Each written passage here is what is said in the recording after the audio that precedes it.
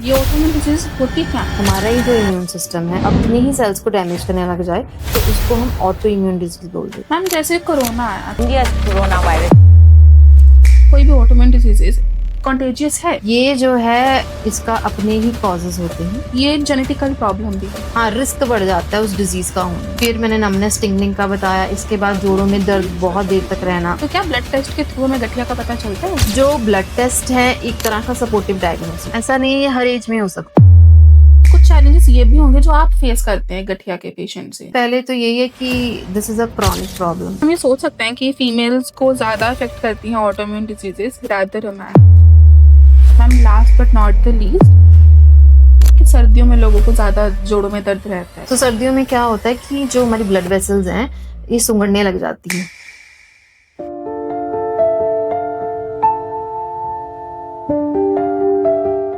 Hello everyone, welcome to the podcast. आज हमारे साथ हैं अमृतसर के one of the most famous गठिया के स्पेशलिस्ट। आइए जानते हैं गठिया क्या है, लोगों में अवेयरनेस है कि नहीं, इनके कॉजेज क्या हैं, preventions and what not. Hi ma'am, welcome to the podcast. क्या आप हमें थोड़ा सा अपना इंट्रोड्यूस करवाएंगे? हाय, मेरा नाम है डॉक्टर आकांक्षा। मैंने डीम रोमेटोलॉजी की है एंड अभी मैं कंसल्टेंट रोमेटोलॉजिस्ट हूँ अमनदीप हॉस्पिटल में। सो हमारी जो फील्ड है बेसिकली ऑटोइम्यून बीमारियों से डील करती है। मोस्टली जो हम टैकल करते हैं वो आर्थराइटिस, इसको आम भाषा में हम गठिया कहते हैं। मैम आपने ऑटोइम्यून डिजीजेस का जिक्र करा, ये ऑटोइम्यून डिजीज होती क्या है? सो ऑटोइम्यून डिजीजेस एक तरह से हम कह सकते हैं हमारा इम्यून सिस्टम जो होता है वो कोई भी इन्फेक्शन अगर हमारी बॉडी में आती है तो वो हमारी बॉडी को प्रोटेक्ट करता है by activating the immune system. इसी तरह अगर बाय चांस बाय डिफ़ॉल्ट हमारा ही जो इम्यून सिस्टम है अपने ही सेल्स को डैमेज करने लग जाए तो उसको हम ऑटो इम्यून डिजीज़ बोल देते हैं। सो ये ऑटो इम्यून डिजीज़ के सिम्टम्स बहुत वेरिएबल होते हैं, बहुत तरह के होते हैं। माइल्ड भी हो सकते हैं और सीवियर भी हो सकते हैं, लाइफ थ्रेटनिंग भी हो सकते हैं। सो इनमें जो मुख्यतः जो हम कहते हैं मेजॉरिटी जो है हम जॉइंट इन्फ्लेमेशन, जो गठिया जैसे आम भाषा में कहते हैं, उससे डील करते हैं। मैम जैसे कोरोना आया तो वो एक दूसरे को छूने से या कुछ सामान को छूने से फैला, सांस के थ्रू, हवा के थ्रू, तो क्या गठिया या कोई भी ऑटोइम्यून डिजीज कंटेजियस है? सो ये जो हमारी ऑटोइम्यून प्रॉब्लम है या मेनली हमारा जो गठिया है ये कोई टच करने से, किसी बाय एयर ड्रॉपलेट्स है ना, किसी जी। सांस वगैरह से नहीं फैलता। ये जो है इसका अपने ही कॉजेज होते हैं, ठीक है। एक तो इसका जेनेटिक मेक ओवर कैसा है पेशेंट का, उसने कौन से जीन है उसमें कि जो इसको प्रीडिस्पोज कर रहे हैं गठिया होने से। दूसरा कुछ एनवायरमेंटल फैक्टर्स हैं। अगर मान लो उसका जेनेटिक सेटअप ऐसा है, उसमें जीन्स ऐसे हैं कि उसको ज़्यादा टेंडेंसी है कि वो आर्थराइटिस गठिया उसको हो सकता है। अगर उसको एनवायरमेंटल से कोई इन्फेक्शन कैच हुई है या उसमें स्मोकिंग की हिस्ट्री है या कुछ और एक्सपोजर है जिससे कि हमें गठिया होने के चांसेस बढ़ सकते हैं। सो एनवायरमेंटल फैक्टर हो गए, कुछ जेनेटिक फैक्टर्स हो गए। तो ये सारी जो फैक्टर्स हैं ये अल्टीमेटली हमारी बॉडी में जो जॉइंट्स हैं उनमें स्वेलिंग करते हैं। एक इम्यून सिस्टम का अटैक होता है, इसमें इन्फ्लेमेशन होती है और अल्टीमेटली अगर इसे ट्रीट नहीं किया जाता तो जॉइंट डैमेज हो सकते हैं। मैम जैसे आपने बात करी, जो गठिया है आर्थराइटिस, ये जेनेटिकल प्रॉब्लम भी है। तो अगर जेनेटिकल प्रॉब्लम हमें तो कैसे पता चलेगी हमारे शरीर में, उसके अर्ली सिम्टम्स क्या हैं? तो जेनेटिक से मेरा मतलब है कि जेनेटिक मेकओवर कैसा है एक प्रॉपर पर्सन का, है ना। सो ये ज़रूरी नहीं है कि हमारे अगर कि पेशेंट के पेरेंट्स को गठिया नहीं है तो उसको नहीं होगा, कोई गारंटी नहीं होती। हाँ, रिस्क बढ़ जाता है उस डिज़ीज़ का होने में, ठीक है। अगर मान लें गठिया हम कहते हैं कि किसी के पेरेंट्स को है और या फैमिली हिस्ट्री में रन करता है तो 3 to 5 टाइम्स उसका रिस्क बढ़ जाता है, ठीक है। और अगर वो फर्स्ट डिग्री रिलेटिव है, फर्स्ट डिग्री कज़न है मान लीजिए, तो ज़्यादा चांसेस होते हैं कि पेशेंट को ऐसे अगर अर्ली सिम्टम्स आ रहे हैं तो मे बी ये गठिया ना हो। और इसकी अर्ली सिम्टम ही इसके बेटर रिजल्ट्स देगा। अगर मान लो पेशेंट हमारे पास आया है और उसको दर्दें शुरू हुई हैं या पेशेंट कुछ कहते हैं कि हमें सुन्नपन, नमनेस जैसे बोलते हैं, टिंगलिंग सेंसेशन होती है जोड़ों में, इस कंप्लेंट के साथ आता है या फिर जकड़न के साथ आता है, ठीक है। सुबह उठते हैं, काम नहीं कर पाते हैं ना, जार नहीं खोल पाते। इवन अगर आप कोई वॉशिंग अगर करनी है क्लोथ की, उसको स्क्वीज़ करना है, मतलब उसको निचोड़ना है क्लोथ को, उसमें उनसे रिस्ट में दर्द होने लग जाती है। सो हर तरह के ये सिम्टम्स जो हैं ज़्यादातर पेशेंट को मॉर्निंग में मतलब उनको फील होते हैं। फिर मैंने नमनेस टिंगलिंग का बताया, इसके बाद जोड़ों में दर्द बहुत देर तक रहना, इसके साथ साथ स्वेलिंग होना, या कुछ ऐसे डे टू डे एक्टिविटी में कुछ ना कुछ प्रॉब्लम आने लग जाती है। फिर अगर ये प्रॉब्लम उनको आती है और अर्ली हमारी तरफ विजिट करते हैं तो हम उनके जॉइंट्स को काफ़ी हद तक डैमेज होने से बचा सकते हैं। मैम क्या ये गठिया का, कई बार मैंने ये सुना है कि लोग कहते हैं कि हमें गठिया है इसलिए हम लोग ब्लड टेस्ट करवाने के लिए जा रहे हैं, तो क्या ब्लड टेस्ट के थ्रू हमें गठिया का पता चलता है कि हमें गठिया है? जो ब्लड टेस्ट है एक तरह का सपोर्टिव डायग्नोसिस है। हमारी जो रोमेटोलॉजी ब्रांच है इसमें कोई ऐसा डेफिनेटिव टेस्ट नहीं है जिससे हमें पता लग जाए कि पेशेंट को गठिया है, कोई ऑटोइम्यून बीमारी है।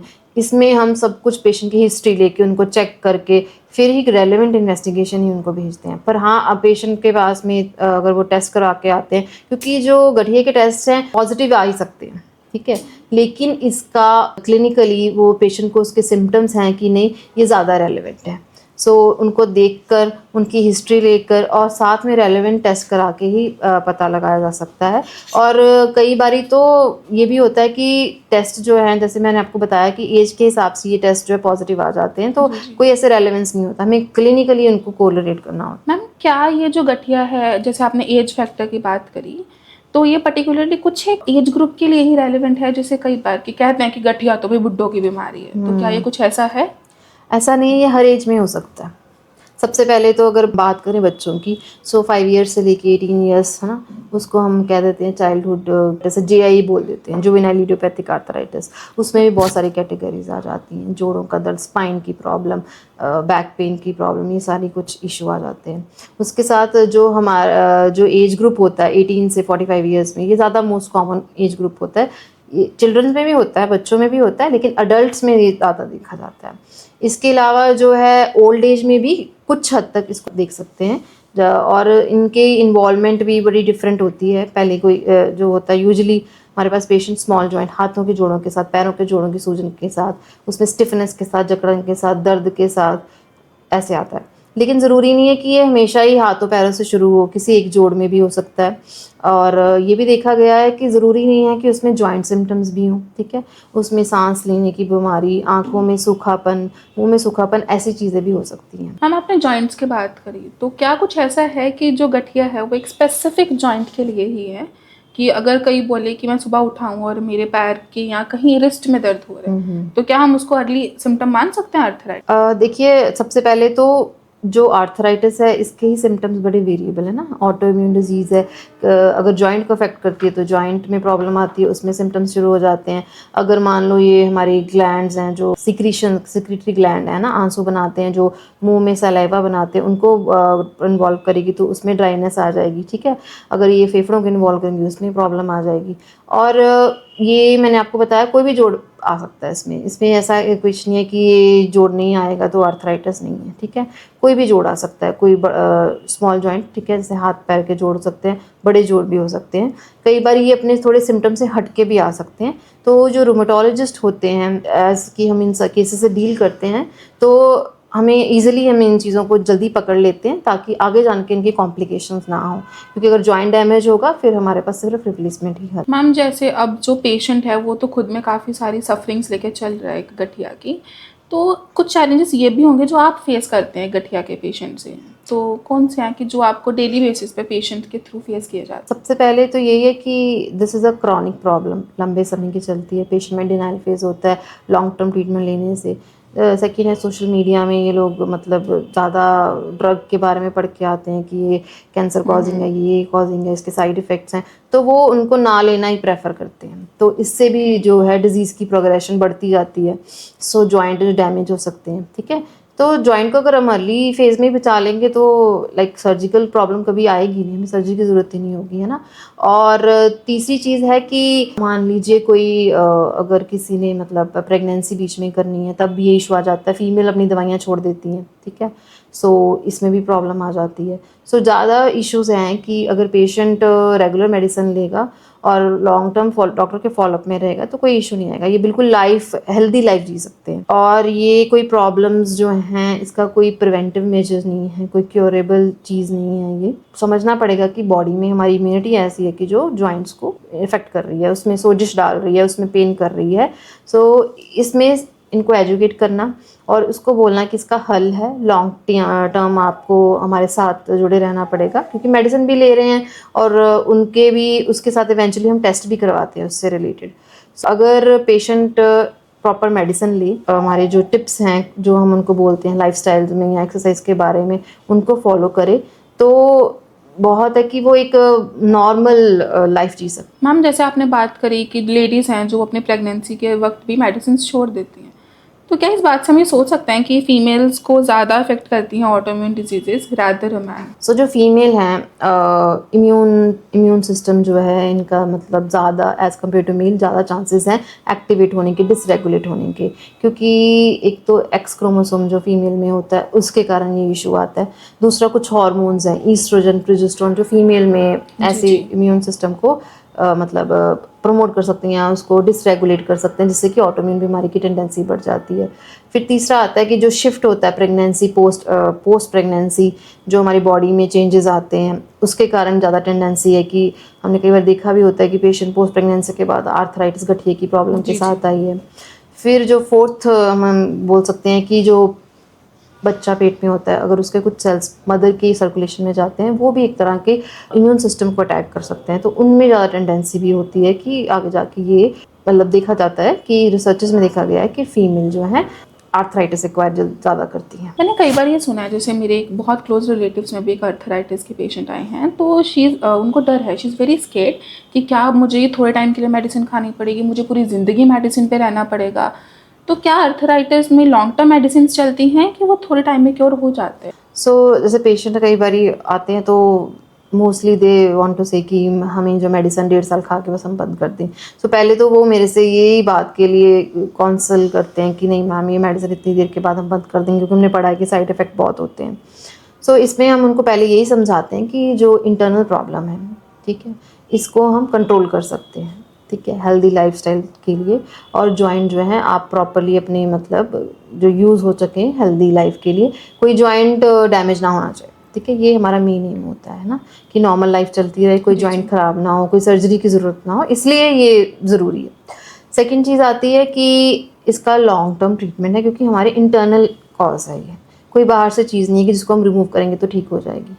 सो मेडिसिन से जो सेल हमारे ही जॉइंट्स को डैमेज कर रहे हैं, हम उनको ही कम करते हैं, कंट्रोल करते हैं। और आजकल ऐसी मेडिसिन है कि ये बिल्कुल ऐसा है कि पुअर चीज़ में नहीं जाता, कोई वर्स नहीं होता, इसको इजीली मैनेज कर सकते हैं। ये सिर्फ पेशेंट का ही मिस गाइडेंस होती है कि वो ट्रीटमेंट बंद कर देते हैं, ठीक है, जब उनको कोई फ्लेयर आता है तभी ऑन एंड ऑफ वो ट्रीटमेंट लेते रहते हैं, पेन किलर्स लेते हैं, है ना, बाकी चीज़ें लेते हैं। और तीसरा है कि बहुत ही लेट फेज़ में भी आते हैं, तब भी व्हाट वी डू कि हम सर्जरी के लिए एडवाइस करते हैं, पर उसके बाद भी जो है मेडिसिन बहुत ज़रूरी है। नहीं तो क्योंकि गठिया तो ब्लड में है, ठीक है, जहाँ जॉइंट रिप्लेस में है वहाँ पर आके फिर से हो जाएगा। सो इसकी मेडिसिन आफ्टर सर्जरी भी बहुत ज़रूरी होती है। मैंने ना कई बार अपने मोहल्लियों के आंटी से यही सुना कि हमें तो जोड़ों की बीमारी है तो हम सैर पे नहीं जाएंगे या हम लोग सुबह उठ के एक्सरसाइज नहीं करेंगे। तो क्या कुछ ऐसा है कि जिन्हें गठिया की बीमारी रहती है वो एक्सरसाइज नहीं कर सकते या ज़्यादा चल नहीं सकते? जब मेडिसिन पे नहीं होता ना पेशेंट, तो स्टिफनेस जकड़न रहती है, उनसे वैसे नहीं कुछ करा जाता, दर्द होती रहती है ना। तो पहले तो वो सिम्टोमेटिकली ठीक हों, अगर पेन ठीक होंगी, उनको बेटर लगेगा, तभी वो कुछ वर्कआउट कर पाएंगे, ठीक है। दूसरा है कि स्टिफनेस है इसमें मेन रोल, है ना, तो हम पेशेंट को यही बोलते हैं कि थोड़ा वार्म टेम्परेचर, थोड़ा वार्म मतलब ल्यूकवार्म वाटर में बाथ लेके उसके बाद अपनी जेंटल एक्सरसाइज स्टार्ट करें। स्मॉल जॉइंट जो हल्की रेंज ऑफ मोशन जॉइंट्स की होती हैं ना, हल्की एक्सरसाइजेज ही उन्हें एडवाइस करते हैं। जैसे जैसे वो बेटर होते रहते हैं, फिर हम उन्हें वॉकिंग, साइकिलिंग, आगे जो स्विमिंग, ऐसी कुछ एक्सरसाइजेज या फिजियोथेरेपी गाइडेड जो एक्सरसाइज है उसके लिए इंकरेज करते हैं। और ये एक्सरसाइजेज इसलिए ज़रूरी हैं क्योंकि एक तो जॉइंट को सपोर्ट मिलती है, ठीक है, पेशेंट को वेलबींग लगती है कि वो ठीक हो रहे हैं, ठीक है, और ये एक तरह का मतलब एक एसेंशियल पार्ट है हमारे ट्रीटमेंट का। हम क्या वेदर गठिया को कुछ अफेक्ट करता है कि सर्दियों में लोगों को ज़्यादा जोड़ों में दर्द रहता है? कई बार हम सुनते हैं।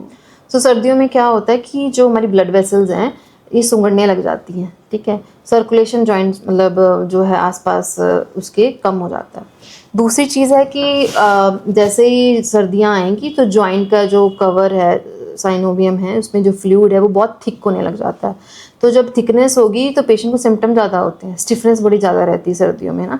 पेशेंट जहाँ मतलब गर्मियों में 1 घंटा 2 घंटे में ठीक हो जाते हैं, वहाँ उनको आधा दिन ही लग जाता है। ये सब कुछ वेदर के कारण है। तो उनमें हमें ज़्यादा कॉशियस होना पड़ता है कि वेदर चेंज हो रहा है तो अपने आप की बॉडी को बहुत वार्म रखें, है ना, कवर करके रखें। और जो भी जेंटल एक्सरसाइज वो घर पे कर सकते हैं उसके लिए हम उनको मतलब एनकरेज करते हैं। कई बार लोग कहते हैं कि हम लोग तो नेचुरल हीलिंग कर रहे हैं, हम तो डाइट अच्छी ले रहे हैं तो हमारा जो गठिया है वो ठीक हो जाएगा।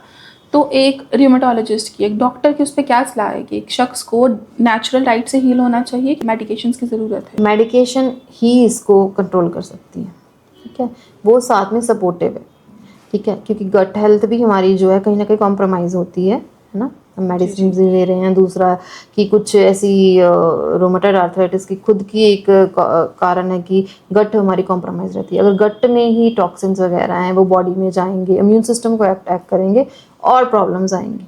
सो गट के लिए भी हम उनको बोलते हैं कि प्रोबायोटिक्स या बेटर कर्ड, ये एंटी इन्फ्लेमेटरी डाइट इसको बोलते हैं। इसमें हम हेल्दी ऑयल्स के बारे में, वेजिटेबल फ्रूट्स के बारे में उनको बोलते हैं।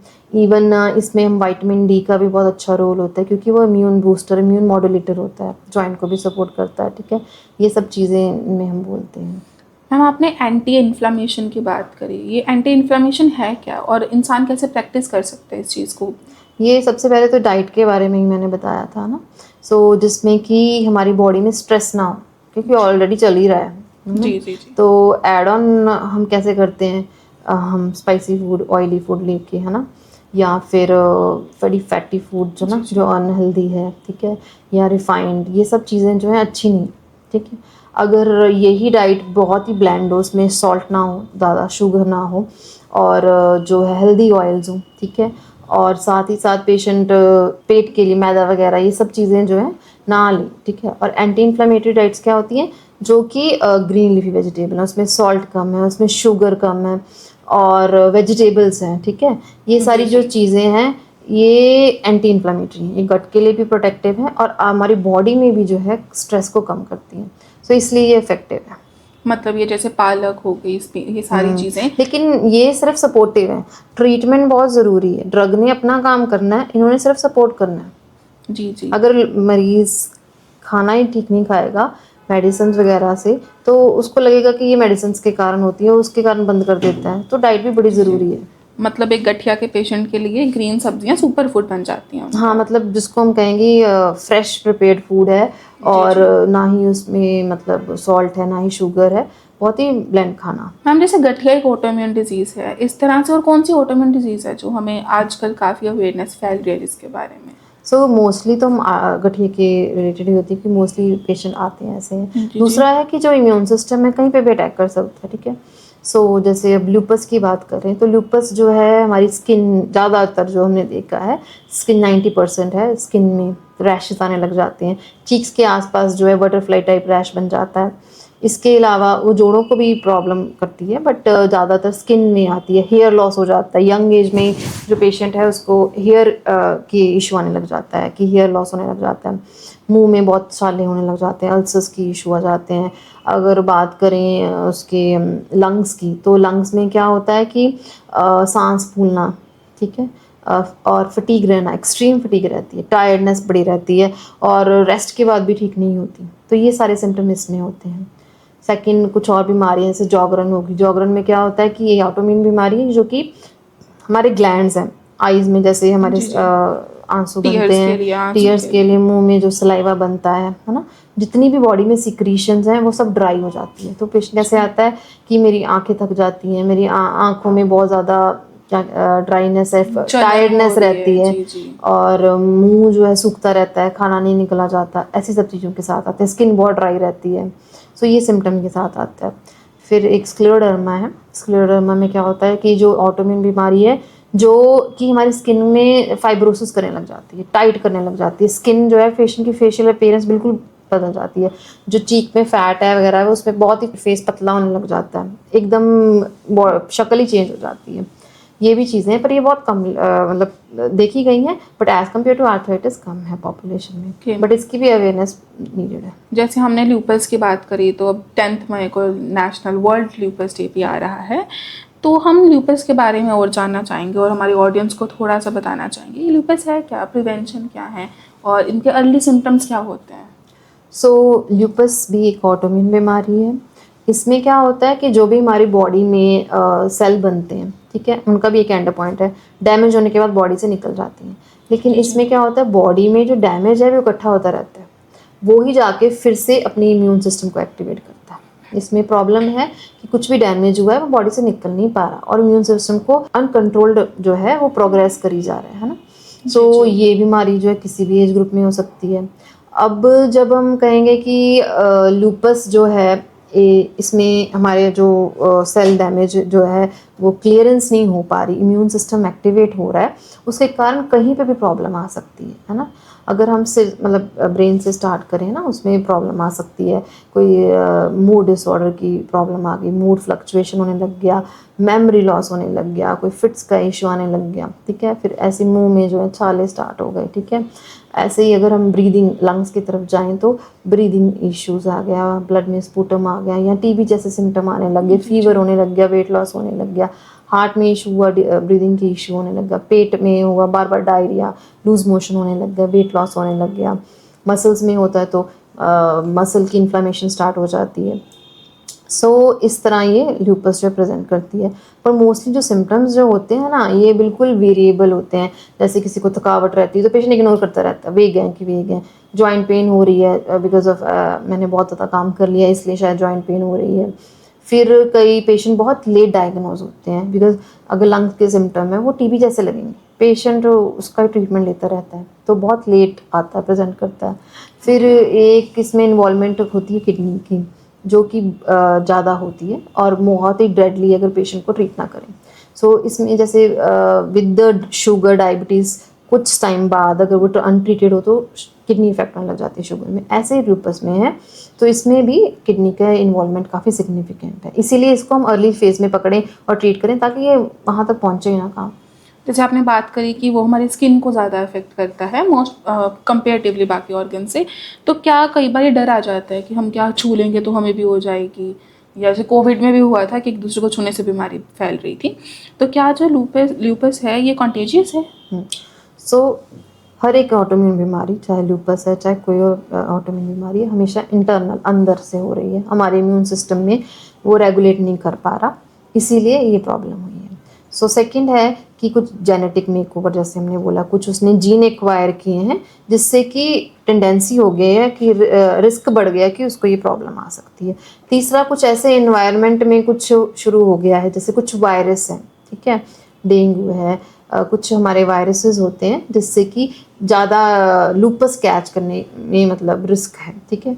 दूसरा, जब सन रेज में जाते हैं ना, तो इसमें सनरेज में क्या होता है कि अगर हम ट्रीटमेंट भी ले रहे हैं और सन प्रोटेक्शन यूज़ करें तब भी प्रॉब्लम है, आपको हर चीज़ को कवर करना है, तो सन प्रोटेक्शन बहुत ज़रूरी है ना, सन रेज नहीं होनी चाहिए, सनस्क्रीन लगानी चाहिए, क्योंकि अगर ये भी इशू है तो ये भी ट्रिगर करेंगे इसको। मैम, जैसे हमने पहले बात करी गठिया के वक्त की, जो औरतें हैं उनको गठिया की थोड़ी ज़्यादा प्रॉब्लम रहती है, तो क्या ये ल्यूपस के लिए भी सेम है?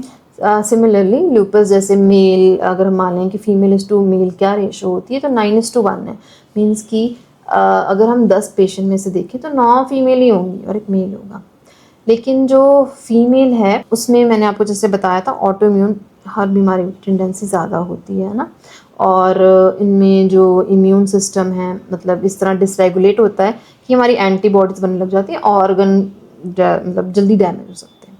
लेकिन जो मेल हैं, अगर वो मतलब 10% इन्वॉल्व अगर हो भी रहे हैं ना, सो अगर ये मेल को होती है लूपस तो बहुत ही सिवियर होती है, अग्रेसिव होती है, बहुत जल्दी बढ़ती है, और ये उनकी सबसे पहले ऑर्गन्स को ही अफेक्ट करती है। जब भी मेल्स आते हैं तो उनको हमें बहुत जल्दी काउंसिल करके और प्रोएक्टिवली मैनेज करना पड़ता है। जैसे आप कई ल्यूपस पेशेंट को ट्रीट करते हैं तो उन्हें तो बहुत सारी प्रॉब्लम्स आती हैं अपनी लाइफ में, तो कौन सी वो प्रॉब्लम्स है जो आप फेस करते हैं उन्हें ट्रीट करते हुए? हम लूपस देखते हैं ज़्यादा, मतलब जो हम कहते हैं रिप्रोडक्टिव एज में होती है ना, एडोलेसेंट एज, अडल्टहुड, जब पेशेंट अपने पीक करियर में होता है और सारे काम करने होते हैं, तो सबसे पहले आता है डिनाइल फेज पेशेंट के पेरेंट्स नहीं मानते, पेशेंट को डिनाइल फेज में होता है क्योंकि एक लॉन्ग टर्म ट्रीटमेंट है ना। जी। तो और ये डिजीज़ जो है रिमिटिंग रिलैप्सिंग है, कभी बढ़ेगी कभी कम होगी, ठीक है। विद ट्रीटमेंट ये है कि हम इसको हेल्दी लाइफ दे सकते हैं, है ना। अगर है ट्रीटमेंट नहीं लेगा तो चांसेस है कि ऑर्गन प्रॉब्लम होगी, लाइफ एक्सपेक्टेंसी का प्रॉब्लम आता है। तो सेकंड है हमारी फॉलोअप की चांसेस, है ना। पेशेंट 2-3 महीने में अगर ठीक होता है उसके बाद मतलब इज़ नॉट कमिंग, है ना। सो ये भी हमें इशू आता है। तीसरा चीज़ जो आती है लूपस में हमने जो देखा है कि मैंने आपको जैसे बताया स्किन को इन्वॉल्व करती है, बाल टूट जाते हैं, तो वो जो हेयर लॉस है, जो फेस में रैश आया उसके कारण जो उसने पिगमेंटेशन छोड़ी है, ये सारा सोशल स्टिग्मा पेशेंट को फेस करना पड़ता है ना, उससे उसका मोरल वगैरह काफ़ी डाउन रहा है। तीसरी चीज़ होती है और हम जो चैलेंजेस देखते हैं कि जब पेशेंट को इनमें टेंडेंसी है कि कोई इन्फेक्शन कैच कर जाए, है ना, तो उसमें भी हमें ट्रीटमेंट को थोड़ा मॉडिफाई करना होता है ना, उनको थोड़ा काउंसिल करना होता है। तो अगर फॉलोअप में रहेंगे तभी हम इन सब चीज़ों से डील कर सकते हैं। मैम इन बीमारियों से बचने के प्रिवेंशंस क्या हैं पहले? अगर मान लीजिए फैमिली हिस्ट्री में ऐसी कोई इशू आता है और उनके बच्चों को अगर उनको अर्ली सिम्टम्स, जैसे कि वो अवेयर हो जाते हैं कि जी ये सिम्टम्स हैं एक बार हो गया, तो उनके अगर बच्चों को सिम्टम्स आ रहे हैं तो वो अर्ली विजिट करें, है ना। उनके हम ऑर्गन कोई कॉम्प्लिकेशन आने से उनसे बचा सकते हैं ना, नॉर्मल लाइफस्टाइल जो है वो जी सकते। लेकिन हम कहें एज अ प्रिवेंटिव मेयर इनको बचाना, दैट इज़ नॉट पॉसिबल। सो इसको हम अर्ली डायग्नोस करके, बेटर ट्रीट करके, रेगुलर फॉलोअप करके उसको एक नॉर्मल हेल्दी इंडिविजुअल की तरह लाइफ के लिए कर सकते हैं। मैम जो पेशेंट ऑटोइम्यून डिजीज से गूंज रहे हैं उनको क्या अपनी लाइफ में लाइफस्टाइल चेंजेस लाने चाहिए? सो हम लाइफस्टाइल चेंजेस भी इसलिए कहते हैं ताकि इम्यून सिस्टम हमारा ठीक रहे, बैलेंस रहे, है ना। तो इसमें हम सबसे पहले तो डाइट के बारे में बोलते हैं, जिसमें हम एंटी इन्फ्लेमेटरी डाइट का बोला कि इसमें लॉट ऑफ वेजिटेबल्स, फ्रूट्स, इसका रोल आ जाता है। दूसरा विटामिन डी सप्लीमेंटेशन के बारे में मैंने बताया। तीसरा मैंने बताया कि हमें सारी वो प्रोसेस्ड फूड, वो सॉल्टी, ग्रीसी जो सारे फूड हैं वो बंद करने चाहिए। और मैंने फिर विटामिन डी का आपको बताया कि हम विटामिन डी की सप्लीमेंटेशन नॉर्मल होना चाहिए, है ना, ताकि फटीग, टायर्डनेस, ये भी कारण होता है इन लोगों में विटामिन डी डेफिशिएंसी का, तो वो भी पूरा करें। फिफ्थ है कि जो मैंने सनरेज का बोला कि सनरेज के एक्सपोजर के कारण ये प्रॉब्लम आ रही है ना, तो उसके लिए सनस्क्रीन्स रेगुलर अप्लाई करना, है ना, ये भी बहुत ज़रूरी है। फिर उसके बाद आती है एक्सरसाइजेस, है ना, ताकि जॉइंट को सपोर्ट मिल सके, उनको वेलबींग लग सके, वो भी बहुत ज़रूरी है। स्लीप रेगुलर होनी चाहिए, ठीक है। कोई स्ट्रेस कैसे मैनेज करना है, ये सारा कुछ इसमें आ जाता है। Ma'am last but not the least, जो पेशेंट ऑटोइम्यून डिजीज से गूंज रहे हैं आपके उनके लिए या जनरल ऑडियंस के लिए क्या एडवाइजेस हैं और क्या टिप्स हैं? सो मेनली एडवाइस तो हमारा यही होता है कि पेशेंट अर्ली आए, है ना, उसको अवेयरनेस है तभी वो जल्दी आएगा। और अवेयरनेस के साथ साथ पेशेंट की फैमिली की काउंसलिंग होनी चाहिए ताकि उनको मतलब पता होना चाहिए कि भाई इस प्रॉब्लम में अगर कुछ ऐसे होती है they are ready to do that, है ना। और जब ये सब चीज़ें होंगी, प्रॉपर ट्रीटमेंट हो, ठीक है, जो बात लाइफस्टाइल मॉडिफिकेशन उसको रेगुलर फॉलोअप करे, हम मेडिसिन को कंटिन्यू करें। अगर वो कंट्रोल रहेगी डिजीज़, हम अपने आप धीरे धीरे मेडिसिन टेपर डाउन होने जाएंगे। लेकिन अगर पेशेंट रेगुलर फॉलोअप ही नहीं करेगा, अगर मेडिसिन नहीं लेगा, तो ट्रीटमेंट जो मेडिसिन हैं वो भी हम उसको कम नहीं कर सकते ना। तो अगर वो रेगुलर टेपर करेगा तो हम उसको एक इनएक्टिव स्टेज में लेके आ सकते हैं, टेपर डाउन कर सकते हैं, मेडिसिन लो डाउन हो सकती हैं। तो इसके लिए बहुत पेशेंस और फॉलोअप चाहिए। Ma'am and I am very sure हमारी ऑडियंस को बहुत कुछ आज नया जानने के लिए मिला है and we are happy and privileged to have you here. Thank you so much for visiting us and letting us know a lot of things about autoimmune diseases. Thank you.